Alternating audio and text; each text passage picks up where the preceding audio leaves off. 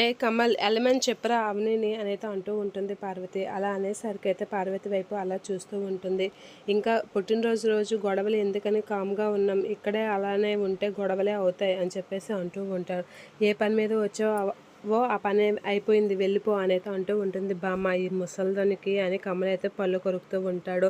ఇక అక్షయ్తో అయితే అక్షయ్ తన్ని పంపించేరా అని చెప్పేసి అయితే అంటూ ఉంటుంది. పని అయిపోయింది కదా పంపించేయి అనేది అనేస్తూ ఉంటుంది పార్వతి. అలా అనేసరికి అక్షయ్ అలా చూస్తూ ఉంటాడు. ఏమ్రా కమల్ వచ్చిన బర్త్డేకి రమ్మని చెప్పిన వాడివి వెళ్ళిపోమని చెప్పలేవా అని చెప్పేసి అయితే అంటూ ఉంటాడు కమల్ని రాజేంద్ర ప్రసాద్.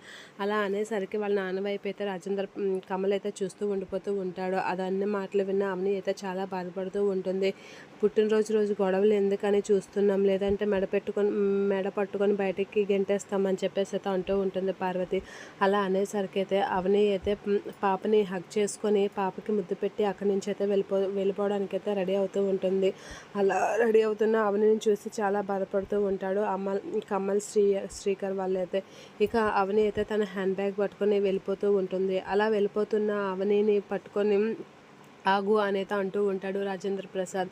అలా ఆగు అనేసరికి అవని ఆగి వెనక్కి చూస్తూ ఉంటుంది. అలా చూడగానే 10 ఏళ్ళ పెంచిన కూతురు మీద నీకు ఇంత మమకారం ప్రేమ ఉంటే 20 ఏళ్ళు పెంచాము నా కూతురు మీద ఎంత మమకారం ఉండాలి, చిన్నపిల్ల అని కదా అని గారభంగా పెంచాము. అలాంటి పిల్లకి నువ్వు మాయమాటలు చెప్పి నా కూతురు జీవితాన్ని నాశనం చేసావు, ఇంతకింతకి అనుభవిస్తావు అని చెప్పేసి అయితే అంటూ ఉంటాడు రాజేంద్ర ప్రసాద్. పార్వతి అయితే చాలా కోపంగా చూస్తూ ఉంటుంది. నేను చేసింది మీకు తెలియకపోయినా మీ ఆవేదన ఎలానే ఉంటుంది అని అయితే అవని మనసులో అనుకుంటూ ఉంటుంది.